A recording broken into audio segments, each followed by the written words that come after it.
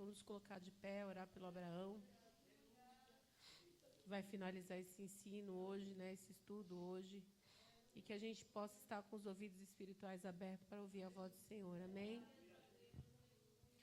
Pai amado e santo, graças nós te damos, Senhor Jesus, nesta noite. Pai, ao teu filho aqui diante de ti, Senhor, em nome de Jesus. Nós sabemos que não foi ele, mas foi o Senhor, Pai, que inspirou a ele, Pai, para fazer segundo a tua vontade nesta noite. Por isso que nós possamos estar atentos, Pai, à tua voz neste lugar, Senhor, em nome de Jesus. Eu sei, Senhor Jesus, que grandes coisas o Senhor fez no nosso meio, Pai. Por esse período, Pai, que nós estivemos aprendendo, Senhor Jesus, dentro da tua palavra. A tua palavra é que cura, a tua palavra é que liberta, Jesus. A tua palavra é que salva, Pai, em nome de Jesus. E que nós possamos continuar, Senhor Jesus, buscando de ti, Pai.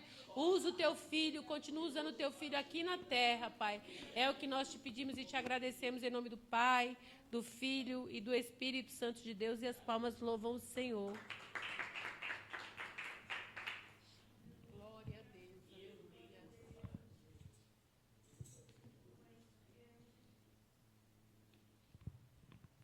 Cumprimento a igreja na paz do Senhor, amém? Pode se assentar, irmãos.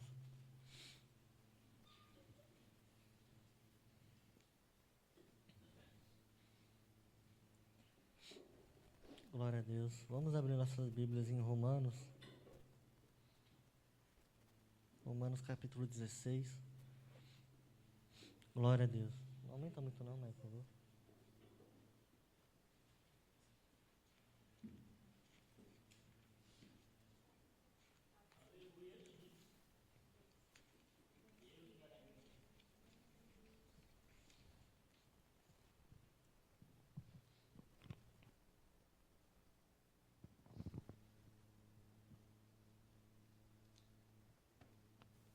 Glória a Deus.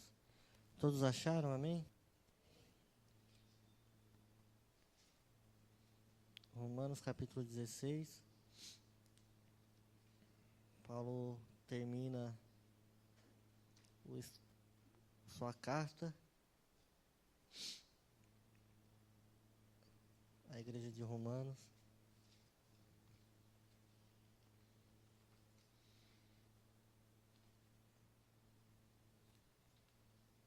Amém. Vamos começar. Recomendações e saudações. Recomendo-vos nossa irmã Febe, serva da igreja em Sincreia, para que recebais no Senhor de modo digno dos santos, e a ajudeis em qualquer coisa que necessitar, pois ela tem sido de muito amparo a muitos, inclusive a mim. Cumprimentai a Prisca, ou a Priscila, e a Áquila, meus cooperadores em Cristo Jesus, os quais arriscaram a própria vida por mim. Não só eu lhes agradeço, mas também todas as igrejas dos gentios. Cumprimentai também a igreja que está na casa deles. Cumprimentai Epêneto, meu amado, o primeiro fruto da Ásia para Cristo. Cumprimentai Maria, que trabalhou muito por todos vós. Cumprimentai Andrônico e Júnias, meus parentes e companheiros de prisão, os quais se destacam entre os apóstolos e estavam em Cristo antes de mim. Cumprimentai Amplíato, meu amado no Senhor. Cumprimentai Urbano, nosso cooperador em Cristo, e Estaques, meu amado. Cumprimentai Apeles, aprovado em Cristo. Cumprimentai os da família de Aristóbulo. Cumprimentai Herodião, meu parente. Cumprimentai os da família de Narciso, que estão no Senhor. Cumprimentai Trifena e Trifosa, que trabalharam no Senhor. Cumprimentai a amada Pérside, que muito trabalhou no Senhor. Cumprimentai a Rufo, eleito no Senhor, e a sua mãe, que tem sido minha mãe também. Cumprimentai a Ansíncrito, Flegonte, Hermes, Pátrobas, Hermas e os irmãos que estão com eles. Cumprimentai Filólogo e Júlia, Nereu e sua irmã, Olimpas e todos os santos que estão com eles. Cumprimentai-vos uns aos outros com beijo santo. Todas as igrejas de Cristo vos cumprimentam. Irmãos, exorto-vos que tenhais cuidado com os que causam divisões e colocam obstáculos ao ensino que aprendestes. Afastai-vos dele, porque eles não servem a Cristo nosso Senhor, mas o seu próprio interesse, e enganam o coração dos inocentes com palavras doces e lisonjas. Pois a vossa obediência é conhecida por todos. Portanto, alegro-me em vós, e quero que sejais sábios em relação ao bem, mas puro em relação ao mal. E o Deus da paz em breve esmagará Satanás debaixo dos vossos pés. A graça de nosso Senhor Jesus Cristo seja convosco. Timóteo, meu cooperador, Lúcio, Jasão, Josipatro, meus parentes vos cumprimentam. Eu, Tércio, que redigi essa carta, vos cumprimento no Senhor. Cumprimentar-vos, Gaio, meu hospedeiro, e de toda a igreja. Cumprimento-vos, Erasto, tesoureiro da cidade, e também o irmão Quarto. A graça do nosso Senhor Jesus Cristo seja com todos vós. Amém. Ora, aquele que é poderoso para confirmar, segundo o meu evangelho e a pregação de Jesus Cristo, conforme a revelação do ministério guardado em silêncio desde os tempos antigos, mas agora manifesto e dado a conhecer a todas as nações por meio das escrituras proféticas, segundo o mandamento de Deus eterno, para conduzi-las à obediência da fé. Ao único Deus sábio seja dada glória para todos sempre, por meio de Jesus Cristo. Amém. Amém? Irmãos, a gente chegou até aqui, o capítulo 16, e nós entendemos que Romanos, ele é o maior tratado teológico de toda a Bíblia, né? Ele é o livro, né, da Bíblia em que mais se trata assuntos de forma teológica, né, de forma de realmente ensinar, instruir. Ele é o maior, porque é difícil a gente terminar Romanos sem entender o plano de Deus, sem entender a soberania de Deus, sem entender a misericórdia de Deus, sem entender a nossa pequenez perante tudo o que Deus fez pela gente, né? Sem reconhecer que nós devemos ter mais humildade para entendermos a posição a qual nós estamos falando biblicamente, né? O quão rejeitado nós éramos e o quão Ele nos amou para que nos aceitasse. Então, Romanos, ele é como se fosse uma seta apontada para a direção correta. Romanos, ele indica o caminho da salvação, né? Ele deixa ali bem instruído o que é o caminho, como nós devemos viver, como nós devemos lidar, como nós devemos nos relacionar, né? Que é o assunto mais tratado nessa carta, no final dela, né? Que é a questão dos relacionamentos. Então, ele vai quase que nos ensinar por completo a viver. E isso é muito importante para a gente. Então, Paulo, ele termina, ele vai terminar a carta aos Romanos, aqui no capítulo 16, e talvez os irmãos falem, puxa, agora o que o Abraão vai tirar desse bocado de nome, né? O que eu vou aprender com esse bocado de nome aí esquisito? Primeiro que agora você tem, né, foi falado aí na igreja que em breve vai nascer duas crianças aí, então você já tem aí um bocado de nome para dar para os seus filhos, né? Um bocado de nome bonito aí, já tem uma lista extensa, não é verdade? E no começo do capítulo 16, Paulo vamos tratar logo do comecinho, né? Capítulo 1 e 2.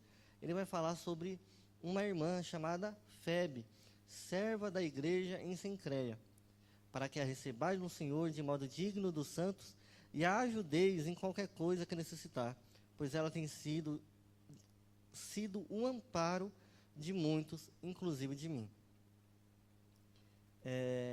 O que Paulo já começa escrevendo sobre essa irmã, né? Aqui o capítulo 16, né? Porque ele puxou essa irmã assim de primeira. Essa irmã Febe, quando fala aqui, onde está escrito amparo, né? se você for puxar a raiz da palavra, vai estar como patrocinadora, né? Então, patrocinadora de muitos, inclusive de mim, né? Ou amparo, você pode colocar. Essa irmã Febe, ela era uma irmã rica, e ela era ajudadora, patrocinadora em questão financeira de Paulo e de muitos. Por isso que a gente toma que ela é uma pessoa rica, porque uma pessoa pobre não pode cuidar de Paulo e de muitos, mas ela bancava, né? Ela era uma patrocinadora do evangelho. E essa irmã provavelmente foi a que pegou essa carta de Paulo e foi até a Roma. Então, Paulo instrui a essa igreja a tratá-la muito bem, né? Porque Paulo faz essa recomendação e porque era tão importante que ele a fizesse. Porque, veja bem, naquela época, há 2000 anos atrás, não era tão fácil você chegar em qualquer lugar e arrumar qualquer lugar para você dormir. Não havia hotéis ou prédios ou pousadas para você, assim, de uma forma tão tranquila, repousar, né? Ainda também tinha a questão da segurança e tudo mais. Então, essa mulher, provavelmente sendo rica, o que leva a outra coisa, porque a gente pensar, tá certo, Paulo está escrevendo essa carta aos romanos, mas como é que essa carta vai chegar até Roma? É um bocado complicado, porque, né, não tem pombo correio, não tem WhatsApp, não tem e-mail, não tem telefone, não tem telegrama. Como é que essa carta vai chegar? Se você for realmente estudar um pouco sobre, você vai ver que a carta, faz até sentido, ela era muito custosa. Era algo caro você mandar uma carta, porque você tinha que mandar uma pessoa e levar a carta. E era uma pessoa que tinha que saber ir até o local, era uma pessoa que tinha que tomar os cuidados para ir até aquele local, porque existiam perigos de você viajar longas distâncias. Você tinha que contratar um mensageiro. Então, essa irmã, ela foi encarregada dessa missão, de também levar a carta, e ela também estava fazendo a obra de Deus, muito provavelmente, para levar essa carta aos romanos. E Paulo, ele tem que fazer essa indicação, né, essa prévia, dizendo para receber bem e tudo mais, porque para evitar, né, charlatões, de pessoas chegar lá com qualquer coisa, qualquer carta, qualquer escrita, dizer que foi Paulo, dizer que foi fulano, dizer que foi ciclano, e me recebe aí, deixa eu ficar com vocês, e vocês cuidam de mim, e está tudo certo. Então, Paulo, ele teve esse cuidado. Então, outra coisa, uma coisa interessante que é importante pontuar, recomendo vós, nossa irmã Febe, serva. Essa questão de serva, ela é a mesma palavra usada para diácono, só que para a questão feminina, né? Então, no caso, seria diaconisa. E a gente recebe essa palavra como uma abertura para haver a ordenação de diaconisa dentro da igreja. Tem irmãos que não concordam, que acham que aqui é só a questão do uso da palavra. Mas essa igreja recebe essa palavra como um direcionamento para haver a função de diaconisa dentro da igreja. Porque é o mesmo uso da palavra diáconos, só que para a mulher. E isso é importante. Os que não vão acreditar vão usar as mesmas coisas, só que não vai só aceitar a questão da diaconia feminina. Mas também creem que ela é um exemplo de serviço e generosidade. Porque, conforme Paulo falou sobre questão de dinheiro, Paulo, ele sempre tomou muito cuidado. Quando ele foi levar a oferta, ele tinha todo um cuidado em levar pessoas para que nada, nenhum burburinho, nenhuma conversa errada saísse dali, para que ele tinha todo o zelo em questão do trato do dinheiro. Ele também era bem rígido em questão da avareza, né? Em questão como é que eu posso falar, do trato do dinheiro, da soberba com o dinheiro. Só que o fato dessa mulher, provavelmente uma mulher com muita questão financeira, e ela ter a mão aberta para ajudar os outros irmãos e também pôr a mão na obra, é algo a ser aplaudido. Então, era um exemplo de serviço para nós, né? E aí, no versículo 3 e 4, cumprimentai Priscila e Áquila, ou Prisca, né? E Áquila, meus cooperadores em Cristo Jesus, os quais arriscaram a própria vida por mim. Não sou eu que lhes agradeço, mas sim todas as igrejas dos gentios. Priscila e Áquila eram um casal, né? Priscila, a mulher, Áquila, o marido.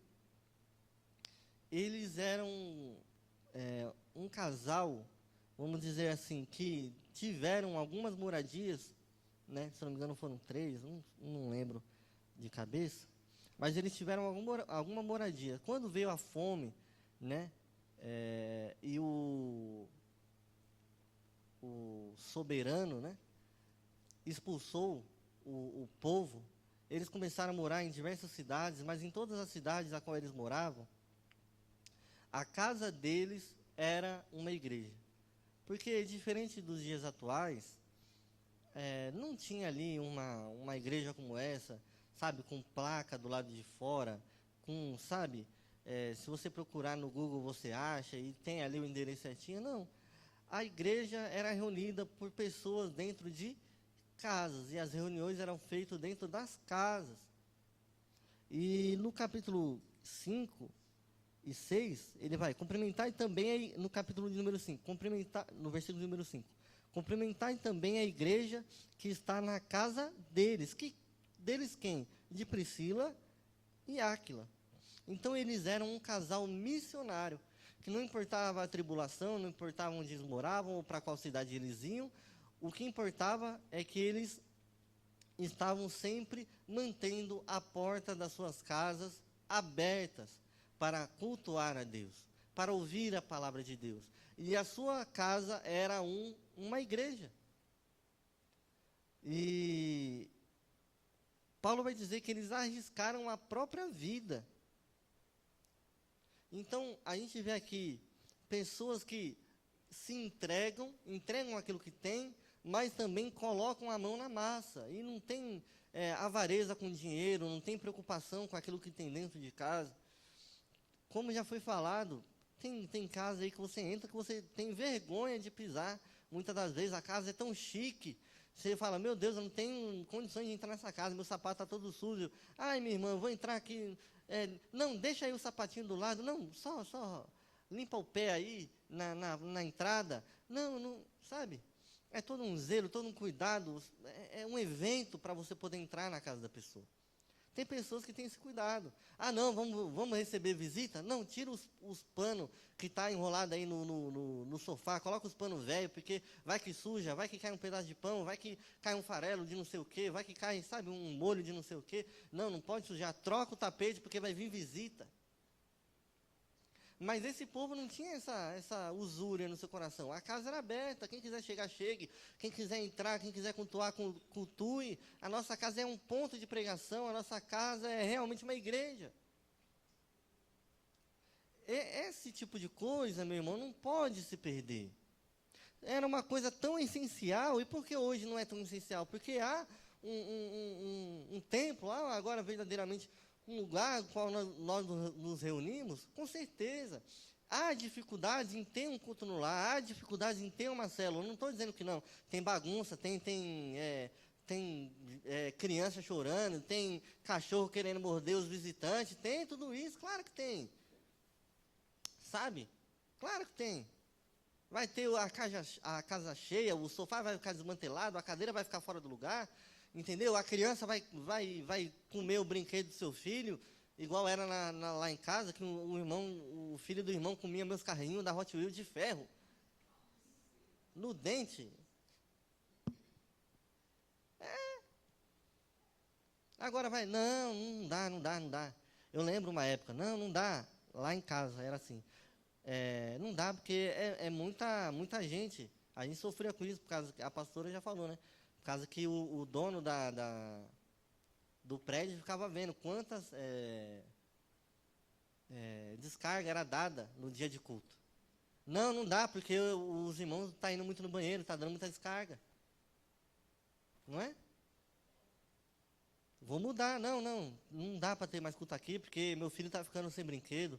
Não dá para ter culto aqui em casa, porque está tendo muito barulho, está tendo muita movimentação. Não está dando para dar culto aqui em casa, porque a sala está ficando muito bagunçada. Então, a gente colocar coisas pequenas e colocar no topo, acima das coisas prioritárias, porque olha que bênção um culto no lar. Olha a importância que estava tendo o culto no lar, no fundamento, na função de espalhar o ministério e a palavra de Cristo. Bom,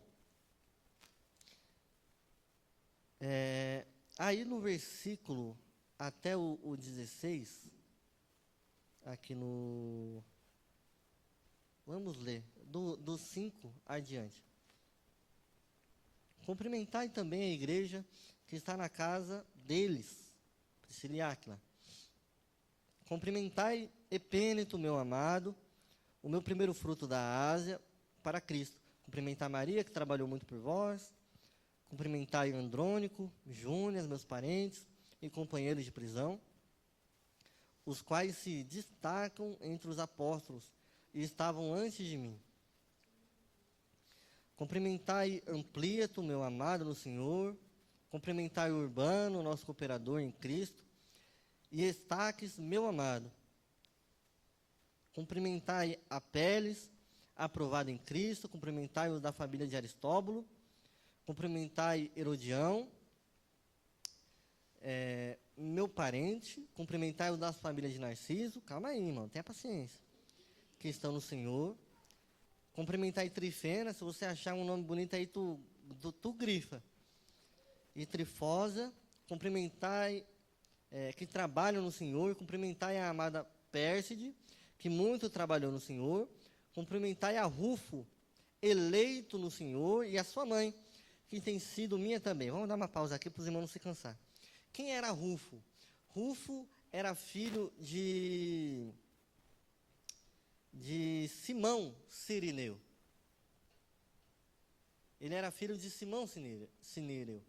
Simão Cirineu, aquele a qual ajudou Jesus a carregar a cruz. E veja só que coisa boa. O seu pai carregou a cruz, ajudou Jesus a carregar a cruz de Jesus, e sua mãe era tida como mãe por Paulo.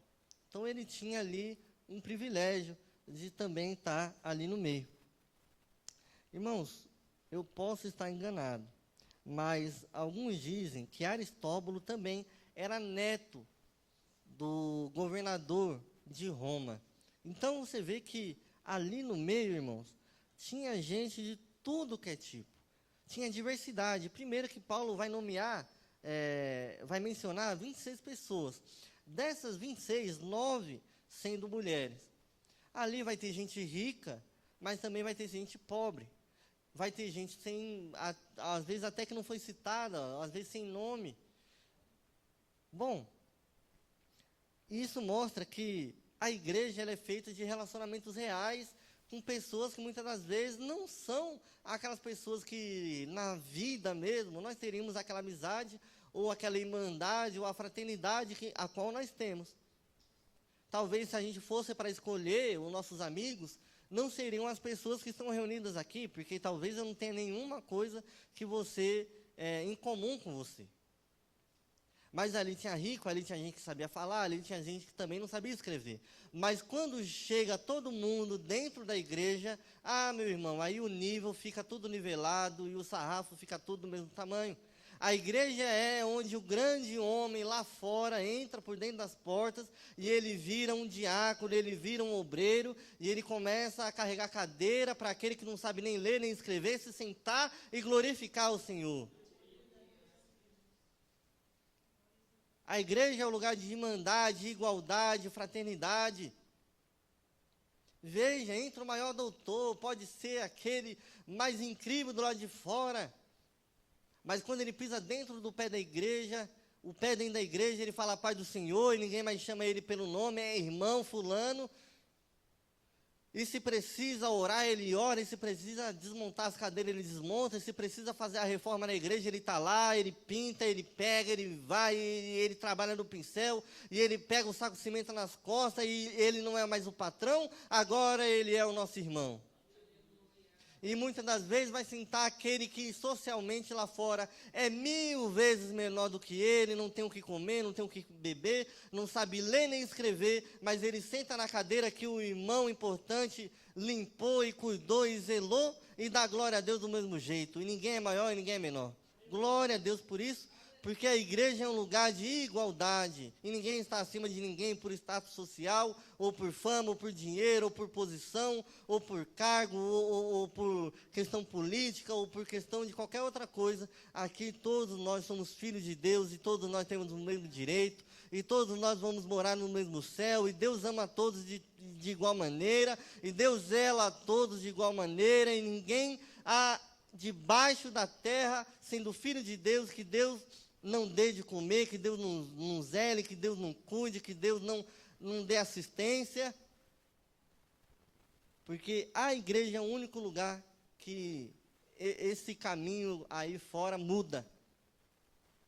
Muda.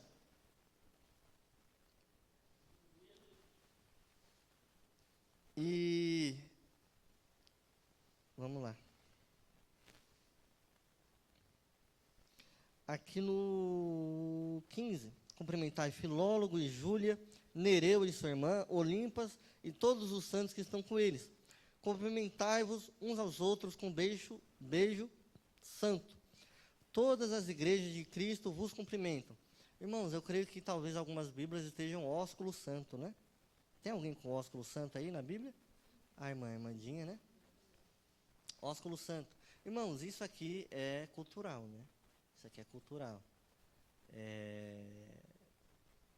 Por isso que a gente não dá um beijo nos irmãos um no outro, né? Porque isso é cultural, né?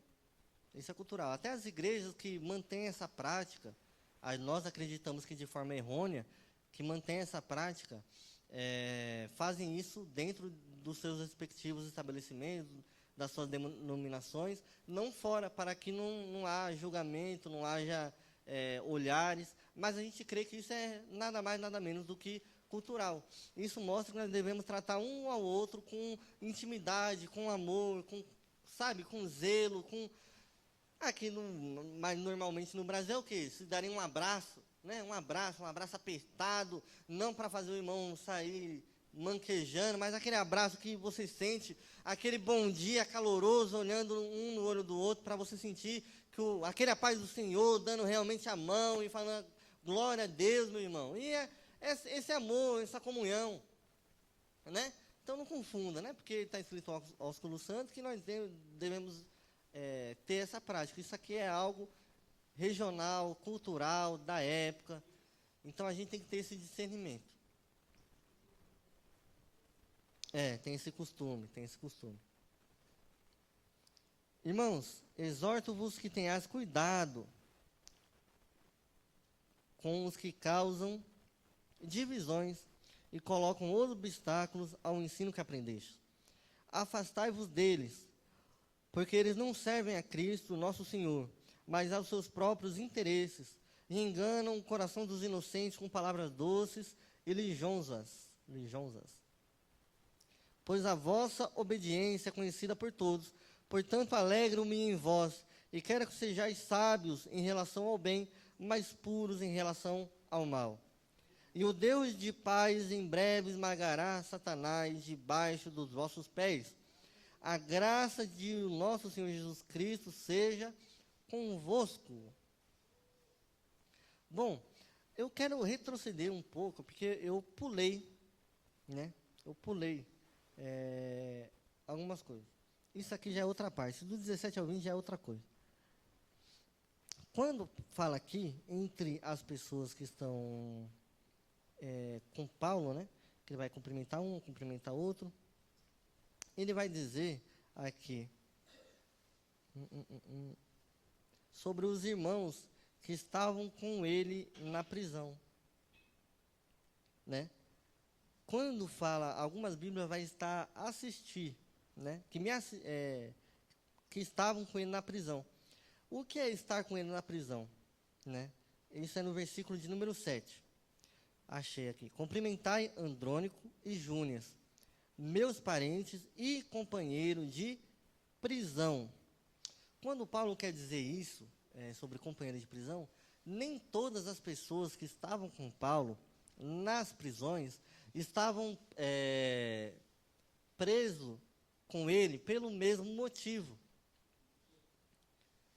Muitas das vezes, Joelma, estava preso com Paulo para o assisti-lo. Ele foi preso, chegava lá e falava, olha, fulano está preso aí? Está preso. Posso ficar preso com ele? Pode. E ficava lá. Que irmandade nós devemos ter para que o nosso irmão seja preso e nós ir com ele para ser preso junto com ele, se nós não fomos julgados, nós não temos sentença, nós estamos sendo presos para ficar com eles. Olha que amor. Isso foi o que aconteceu com Timóteo, isso foi o que aconteceu com Lucas. Então, esses irmãos aqui, que estavam com ele na prisão, que acompanharam ele na prisão, estavam para o assisti-lo, para estar com ele, para fazer companhia, para zelar dele, para cuidar dele. E um ponto, né, irmãos? Sobre a questão da comunhão e do afeto, que nós falamos agora sobre a questão do beijo santo, né? A questão do elogio, né? Você vê que Paulo, ele vai trazer as pessoas, né? E vai elogiar. Fulano e Ciclano, que estavam comigo na prisão. Priscila e Áquila, que estavam que abriram suas portas. Irmã Febe, que patrocinou eu e outras pessoas. Então, ele vai citar a pessoa, ele vai falar o que a pessoa fez, e ele vai agradecer e elogiar pelo que a pessoa fez. A gente não pode ter essa cultura sobre a questão do elogio, não, porque o elogio vai trazer a soberba. Ora, vai trazer a soberba para quem realmente é soberbo, mas nós não podemos crer que ao nosso redor só tem gente soberba. O elogio é frutífero, o elogio traz paz, o elogio traz alegria, o elogio traz combustível para a nossa alma, para o nosso corpo. Fala, não, eu estou aqui recebendo um elogio do meu irmão Paulo, agora realmente eu vou buscar mais, eu vou procurar fazer melhor, realmente. Estão me olhando, é bíblico. E veja, Paulo ele vai lá, e é um por um. Aí você vai dizer, mas tem gente que não faz elogio nenhum. Realmente, tem gente que é só citada. Isso demonstra que, igual já foi falado aqui, que muitas pessoas passam até desapercebidas. Muitas pessoas. Mas isso não significa que por eu estar passando desapercebido, porque ninguém me elogiou, porque ninguém está me vendo, que o meu trabalho é em vão. Eu não estou trabalhando pelo elogio. Lógico, o elogio é bom, mas o meu trabalho não é por ele. Não é para ele. Eu não estou buscando glória para mim. Eu não estou amontoando para mim elogio, mas eu estou amontoando pedrinhas para a minha coroa. Glória a Deus. Paulo, quando ele também cita essas pessoas e fala as suas qualidades, e fala aquilo que fez, e agradece, e depois ele cita pessoas nominalmente e não fala, e não dá nenhuma qualidade, não fala nada. Isso demonstra também que tem pessoas, meu irmão, que está ali no meio da multidão, que está ali no meio, que não está nos jornais, que não está na mídia, que não está no Instagram, que não está no Facebook, que não está no YouTube, não está em canto nenhum, mas está pregando a palavra, mas está vivendo segundo a direção de Deus, mas está com as mãos cheias da obra de Deus. Nem sempre o grande homem de Deus vai estar em posto de destaque. Nem sempre a grande mulher de Deus, a grande cantora, cheia da unção, vai estar lá nos grandes eventos. Muitas das vezes estão nas menores congregações, estão nos cultos dos lares, estão no meio das ruas, estão nas praças, os verdadeiros adoradores, as verdadeiras orações não estão no meio das multidões, naquele homem que está estendendo as mãos, mas muitas das vezes a verdadeira oração está num quarto pequeno e escuro, onde tem lágrima, onde tem choro, onde tem boca no pó, onde tem joelho amassado. Pessoas que não têm nome, pessoas que não têm visibilidade, pessoas que são menosprezadas, pessoas que são julgadas, pessoas que são esquecidas, pessoas que são tidas como loucas, pessoas que ninguém olha e ninguém dá nada. Pessoas que entram dentro da congregação, mas não têm uma oportunidade, mas sabe pregar a palavra como ninguém, sabe orar como ninguém, sabe louvar verdadeiramente como ninguém. Mas ninguém sabe o nome, ninguém sabe quem é, ninguém sabe para onde vai, ninguém sabe para quem pregou, ninguém sabe quem conquistou para Jesus. É só mais um. Mas Deus não deixa ninguém passar desapercebido.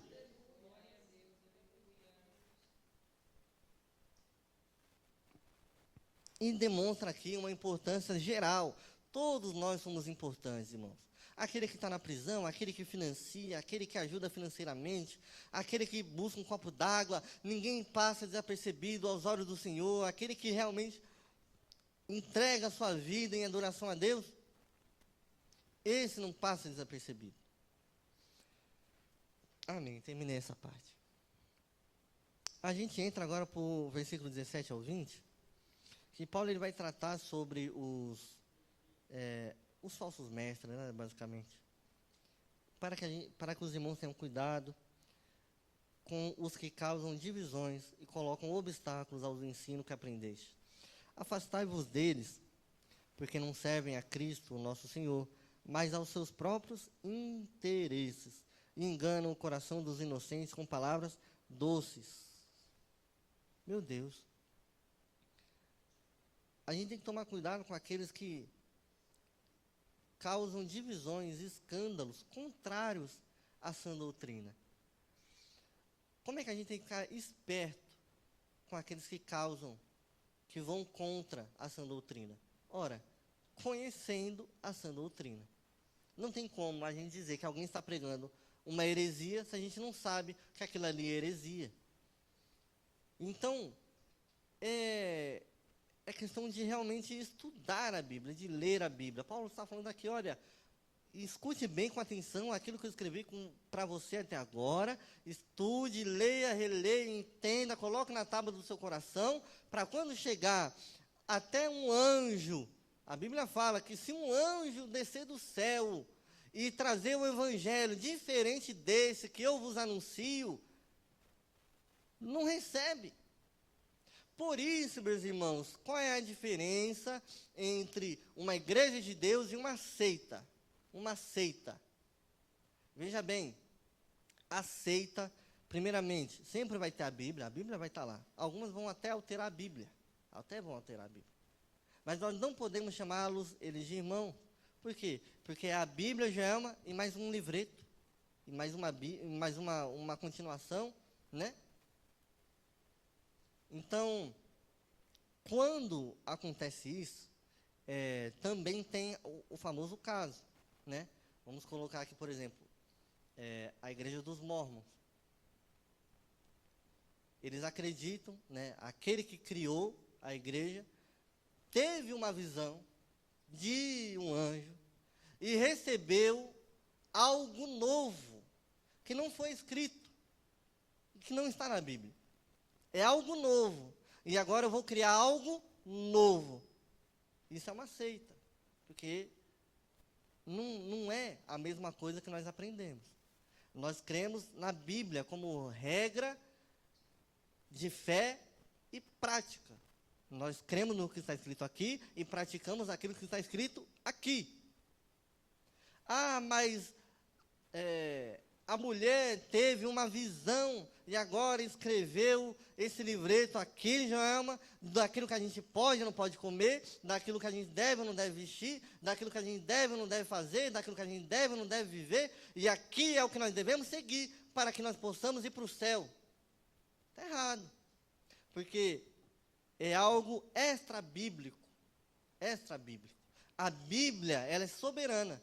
Os testemunhos de Jeová, por exemplo, mudam a Bíblia. Reescrevem. A Bíblia, Novo Mundo. Então, é uma outra coisa. Isso é importante alertar.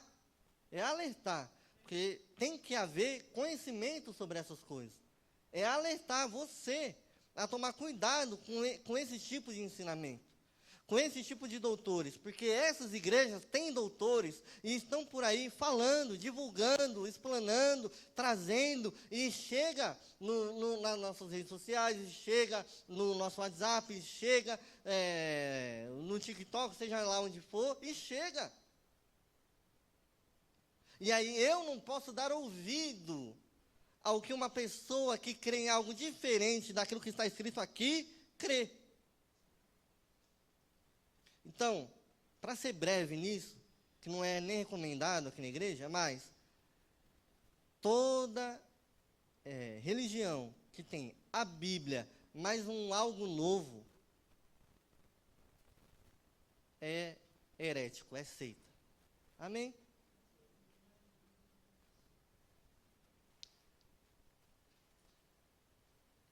Bom, aí nós paramos. 17, agora 18. Eles servem a si mesmos, não a Cristo, e enganam com palavras suaves. Os seus próprios interesses, a sua própria barriga, o seu próprio ser, eles estão preocupados com isso. Olha, irmãos, às vezes se você for em alguns certos lugares, a hora da oferta é um constrangimento. É um constrangimento. É uma pregação para ofertar. Alguns trazem até pessoas de fora para falar sobre oferta, na hora da oferta, para convencer o indivíduo que está na multidão a ofertar. É um constrangimento total, né? A gente já visitou até uma igreja assim. É um constrangimento. Ele quer te constranger a ofertar. Ora, se você não ofertar, como é que você vai vir aqui receber a bênção do Senhor e não vai entregar sua bênção? Também, como é que você não vai entregar sua oferta no altar de Deus, se você vem aqui para receber de Deus e não vai entregar a Deus? Constrangendo. Ora, sabe o que a gente entende com a paz da oferta? Que Deus fala ao seu coração. Aquele crente que é crente realmente, ele entende por si só, eu e você entendemos por si só, que nós somos abençoados e que nós ofertamos porque nós somos abençoados. E eu sou fiel na oferta porque eu sou abençoado. E eu sou fiel no dízimo porque eu sou abençoado. E eu não preciso de ninguém me colocar na parede para que eu oferte a meu Deus, para que eu ajude minha congregação. Eu tenho consciência, eu não preciso de homem nenhum me botando com mãos humanas na parede para que eu oferte na casa de Deus. Pela misericórdia de Deus, aqui não tem isso. Muitas vezes a oferta até esquece, é a última coisa na hora do culto. Até esquece. Às vezes vai dar as bênçãos apostólicas, alguém fala oferta. Mas tem lugares que é um foco. Tem lugares que realmente a pregação da palavra não é o principal. A exposição bíblica não é o principal. O foco não é esse. O foco é casa cheia.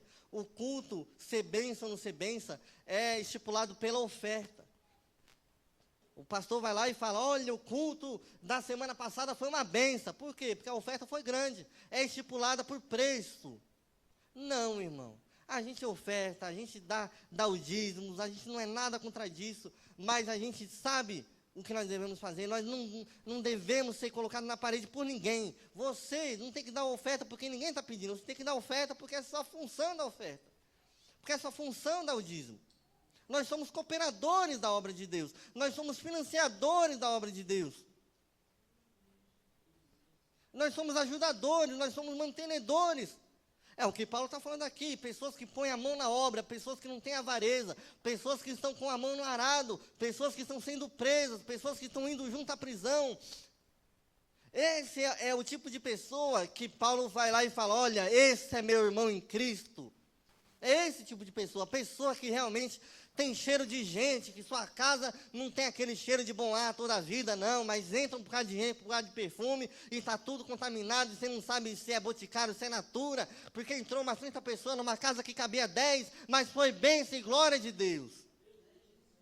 É essas pessoas que Paulo está ali, ó, batendo palma e falando glória a Deus pelas suas vidas, continuem assim.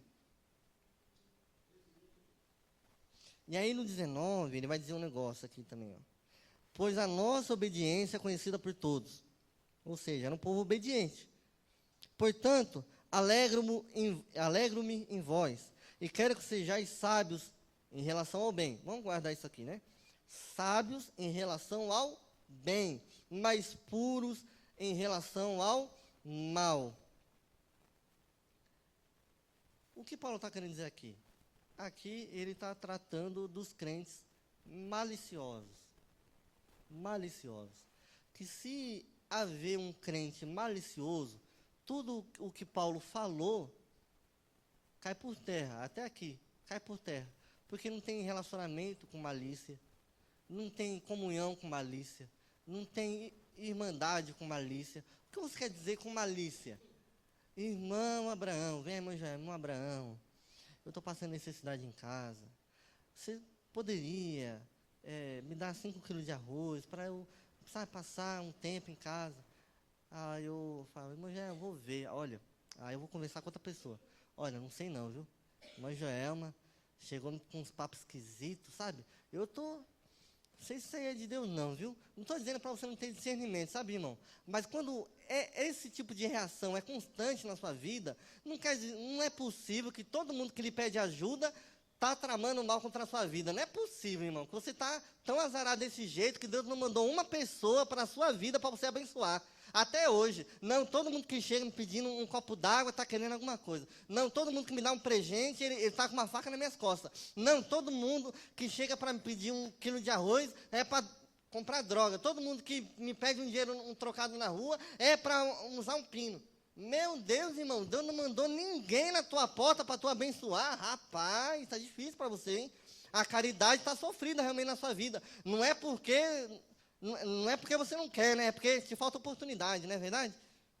É falta de oportunidade, irmão. Chegou uma pessoa pedindo comida, eu não dei porque ela ia vender para comprar droga. Não, chegou uma criança pedindo R$2, não, eu não dei porque era para comprar droga. Não, chegou, sabe? Fala, nossa, quanto? É falta de oportunidade mesmo. Malicioso. Não, a irmã Joelma está muito perto de mim, não é porque ela gosta de mim, não. É porque ela quer alguma coisa. Ela quer alguma coisa que eu possa dar. Eu não sei o que é, porque eu não tenho nada também, mas ela quer alguma coisa de mim. Não, eu já passei por isso, irmão Abraão. Alguém chegou bem pertinho de mim, sabe? E me deu uma facada nas costas e nunca mais eu esqueci. Pronto, agora tu não tem mais nenhum amigo agora. Tu foi engalfiado uma vez, agora eu sou, sabe, como é aquele peixe que incha e tem os espinhos? Um baiacu, agora eu sou um baiacu. Chegou perto de mim, eu vou. Não, porque eu já sofri demais. Ô, irmão, que dó de você, né? Mas você sabe que tem pessoas chegando perto de você que também está sofrendo, né, irmão? E você está aqui, ó, com a mão mirrada para ajudar. Talvez você foi machucado e agora você quer machucar igual. Talvez você foi machucado e agora você não quer mais ajudar. Irmãos, você está retribuindo o mal com o mal. Nós não devemos mudar o nosso caráter pelo mal que chega à nossa porta. Nós devemos fortalecer o nosso caráter quando o mal chega à nossa porta. Quando o mal chega e tenta nos derrubar, agora nós devemos duplicar o bem que nós fazíamos. Se eu ajudava um, agora ajudo 2.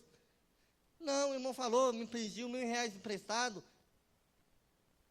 Aí me deu um calote, nunca mais me pagou, foi embora, nunca mais voltou. Agora não empresta mais dinheiro para ninguém. Eu, irmão, tá bom, tá falando a mesma coisa para Deus. Deus, não mande ninguém na minha porta, nem que seja um anjo, né? Igual, se não me engano, é Tiago que fala, pela sua boa recepção, tu tem recebido anjos. Olha só, às vezes pela nossa boa recepção, nós estamos recebendo anjos na nossa casa, nós estamos recebendo anjos aqui na igreja, pela nossa boa recepção, a Bíblia fala que sem saber nós recebemos anjos, e pela nossa mal recepção nós estamos fazendo o quê? Rejeitando, tratando mal os anjos a qual Deus envia na nossa vida. Às vezes Deus vai lá e prepara, o irmão, olha, ele está não está ajudando ninguém, deixa eu mandar alguém para ele ajudar, para ver se ele consegue uma pedrinha na coroa dele, para ver se ele conserta as veredas dele. Aí Deus manda lá o órfão, Deus manda a viúva, Deus manda o necessitado, Deus manda o andarilho, Deus vai mandando, e nós vamos aqui, não quero essa pedrinha, não quero ajudar. Olha só, até parece com Jesus, ó, tem a mesma roupa, barbudo, não, mas não quero não. Vai comprar droga. Malicioso, crente malicioso, meu irmão, nós devemos buscar o bem no outro, no próximo, não olhar o mal, não falar, não, isso aqui é maligno, isso aqui é mal, isso aqui não. Bom sou eu, que não faço nada por interesse, né, Gelma? Que não chego perto de ninguém por interesse, que não busco, irmão, até a criança, rapaz, quando quer alguma coisa, ela adula a mãe, crente malicioso não dá, irmão. Nós devemos olhar o bem. Porque se nós cremos que o nosso irmão é a imagem e semelhança de Cristo, e ele é tão bom quanto eu, ou maior, nós devemos olhar ele de baixo para cima, né? Nós devemos ter mais compaixão com o outro.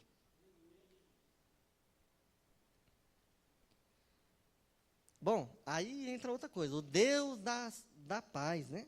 E o Deus de paz em breve esmagará a Satanás.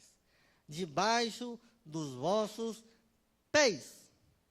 A graça do nosso Senhor Jesus Cristo seja convosco. Olha só, quando Paulo chega aqui e fala, o Deus da paz esmagará a Satanás debaixo dos vossos pés. Se é o Deus da paz que está esmagando debaixo dos vossos pés, não é dos vossos pés, é dos vossos pés. Os pés de Deus. Não confunda. Porque não vai achando que você é super-homem, que você é super-mulher, para ficar enfrentando batalha contra Satanás de maneira soberba. Falar, não, eu sou grande homem, eu sou uma grande mulher, e não tem cão, não tem inferno que fique diante de nós.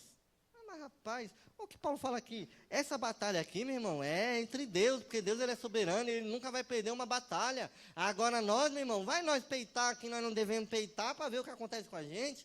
Vai a gente não se reforçar na oração, no jejum, falar, Deus, vai na frente, não é eu que vou na frente não, com a espada, com não sei o quê, e eu que vou pisar, e eu que vou... Não, Senhor, pelo amor de Deus, não deixa nem que eu encoste, nem que ele encoste em mim, vai na frente, me livra, me guarda, com a espada, com um anjo, livra.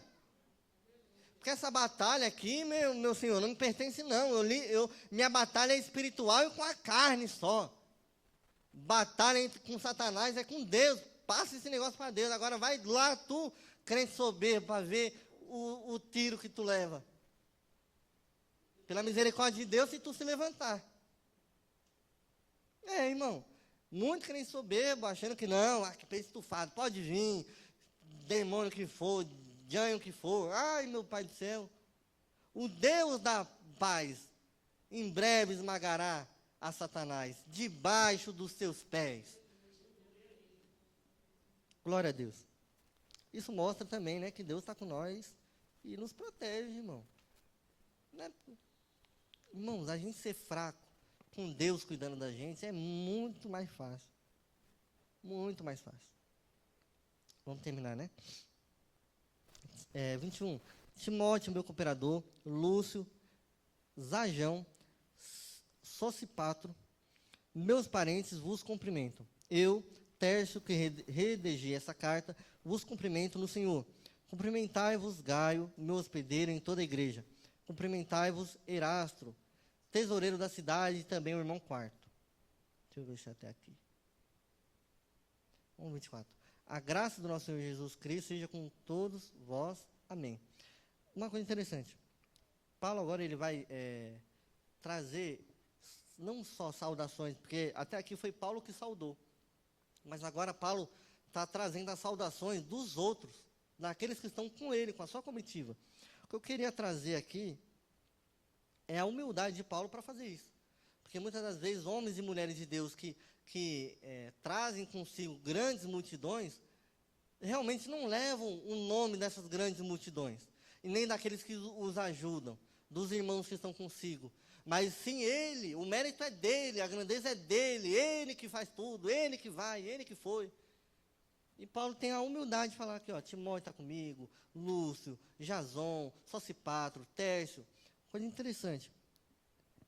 No 22, eu, Tércio, que redigi esta carta, vos cumprimento no Senhor. Quem é Tércio? A pessoa que está escrevendo essa carta. Ué, Paulo não sabia escrever? Claro que sabia. Paulo era um homem estudado, sabia até mais de 2 línguas, sabia falar mais de 2 línguas. Paulo era um homem estudado, sabia ler. Só que Paulo, meu irmão, veja só, tinha um problema de visão. Então, ele, por isso que está escrito aqui, redigir. Porque Paulo falava e Tércio escreveu essa carta. Então, tem carta que Paulo até fala assim, veja com grandes letras que eu vos escrevo. Por quê? Porque precisava escrever com letra grande para que ele pudesse escrever. Paulo era um homem sofrido, irmão. O ministério de Paulo não foi fácil, não. Paulo, ele ficou até... talvez você não saiba que Paulo ele tinha problema de visão, né? Mas ele fala assim, né, do sinédrio, ele fala o lugar da parede esbranquiçada, porque talvez via tudo branco, né? Porque era meia fosca, talvez, a visão dele. Paulo ele levou 40 chicotadas, ficou penso nas costas. Olha só que figura, né? E ele é o nosso parâmetro de sucesso na caminhada cristã. Olha só que bênção, né? Glória a Deus. Isso é ser vitorioso, ser fiel até o fim, combater o bom combate e guardar a carreira. Ser vitorioso no ministério não é construir uma grande congregação com 1 zilhão de membros, com o bolso cheio de dinheiro e chegar no carro importado. Isso não é sinônimo de bênção de ministério. Bênção de ministério é ser fiel até o fim pela misericórdia de Deus, porque Deus quis assim, porque Deus permitiu, porque a glória não é minha, é dele. Glória a Deus, esse é o nosso parâmetro. Glória a Deus, porque o evangelho de Deus não é comida nem bebida, não é dinheiro nem calçado, não é roupa nem vestimento, não é nada. O ministério de Deus, o evangelho de Deus é viver as maravilhas da glória e da graça de Deus. Vamos terminar, né? Tenho 5 minutos. Bom, e aí mostra que Paulo ele valoriza cada pessoa que ajuda ele no ministério, né? Com humildade e gratidão. E aí, para terminar, é o 25, né? 25 e 26, que é uma doxologia, né? Ora, aquele que é poderoso para vos confirmar, segundo o meu evangelho e a pregação de Jesus Cristo, conforme a revelação do ministério guardado em silêncio desde os tempos antigos, mas agora manifesto e dado a conhecer a todas as nações, por meio das escrituras proféticas, segundo o mandamento dado por Deus eterno, para conduzi-las à obediência da fé. Ao único Deus, sábio, seja dada... Bom, só tem que falar do 25 do 26, né? Irmãos, olha só que interessante, é aquilo que a gente está falando. Aquele que é poderoso para vos confirmar, segundo o meu evangelho, e a pregação de Jesus Cristo, conforme a revelação do ministério guardado em silêncio desde os tempos antigos. Ou seja, aquilo que eu estou falando, aquele que é poderoso para vos confirmar, segundo o meu evangelho, e a pregação de Cristo Jesus, ou seja, está junto. Ele está junto nesse negócio que eu estou te falando. Que um dia estava em silêncio, toda essa revelação a qual eu vos trago agora, mas através de Jesus Cristo e a Escritura, ela está agora manifesta e dado a conhecer a todas as nações por meio das Escrituras proféticas, segundo o mandamento de Deus, o Eterno. Ou seja, um dia antes estava em silêncio, ninguém entendia, ninguém sabia o propósito, mas agora Cristo nasceu, viveu e morreu, pregou o Evangelho, agora nós conhecemos, agora nós entendemos, e agora ele está revelado e conhecido a todos em que obterem as escrituras proféticas da palavra de Deus. Segundo o mandamento de Deus. Por quê? Por que disso? Para conduzi-los à obediência da fé. Para isso que Deus fez tudo isso. Para nos conduzir à obediência, para nos trazer a fé, para nos entregar a graça. Glória a Deus. Glória a Deus. E para terminar, Paulo fala o último versículo, para terminar sua carta. Ao único Deus sábio, que aí Paulo ele traz aquilo que ele já falou, né? Com insondável, a sabedoria e o conhecimento de Deus. Seja dada a glória para todo o sempre, por meio de Jesus Cristo. Amém. Glória a Deus. Então aqui Paulo, ele encerra a carta aos Romanos. Irmãos, eu creio que não dá para a gente terminar essa carta sem entender o que Paulo fala até na última parte, né?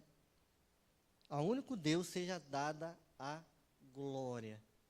Nós entendemos o trabalhar de Deus na nossa vida, por meio dessa carta, mas nós entendemos o quão glorioso é o Senhor e o quão insondáveis são as suas benéficas para a nossa vida.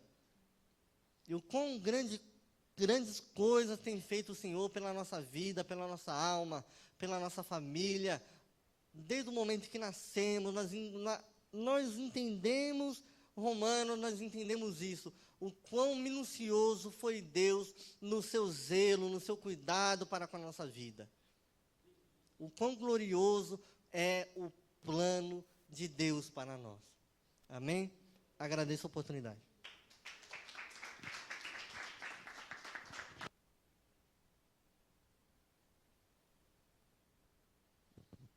Grande Deus, né? Boa essa palavra. E eu vou saindo daqui. Deus, irmão, ele tem resposta para tudo, né? Falar duas coisas para os irmãos rapidinho. Há um tempo atrás, eu estava em casa assim falando para Deus.